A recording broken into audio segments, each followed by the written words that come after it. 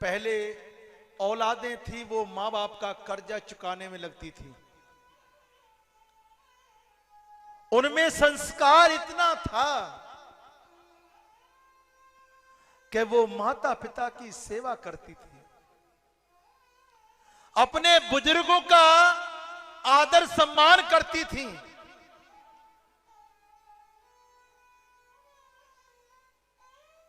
लेकिन अब जो औलाद आगे चल रही है वो सेवा करने वाली नहीं है, वो दिखावा है, वो दिखावा है।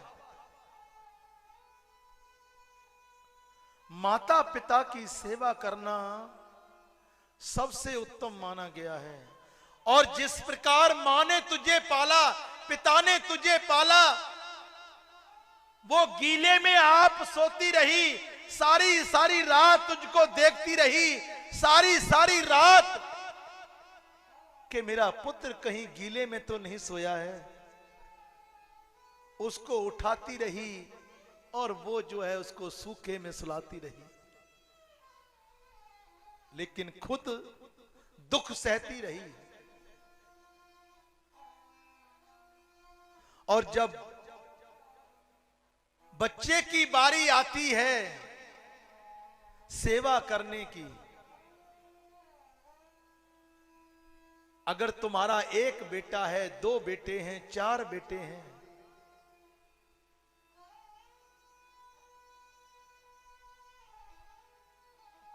उन सब का पालन माता पिता बराबर करते हैं। लेकिन चारों बेटों से माता पिता नहीं पाले जाते हैं।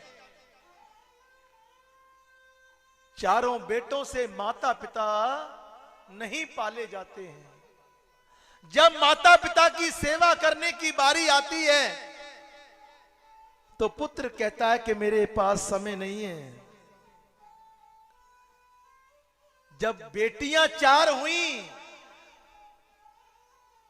तो हाथ अपने माथे पर मारा कि मेरे कर्म में ये बेटियां ही लिखी हैं, पुत्र मेरे भाग्य में नहीं लिखा है। लेकिन जब पुत्र एक नहीं, दो नहीं, तीन नहीं, चार हुए तो बड़ा खुश हुआ। वो बड़ा खुश हुआ कि मेरे वंश को चलाने वाले आ गए।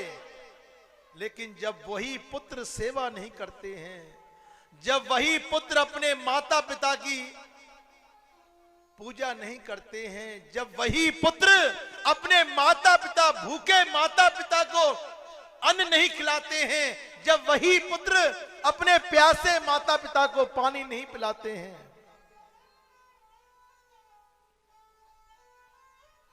तो उनको भी इसका परिणाम भोगना पड़ता है।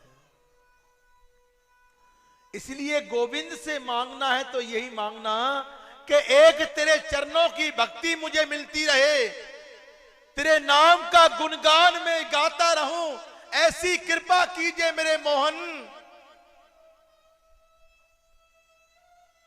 लेकिन मुझे कभी ऐसा दुख ना देना कि मेरे प्राण तन से निकले ही ना, मैं तड़पता रहूं, मैं मौत मांगता रहूं लेकिन मौत मुझे ना मिले।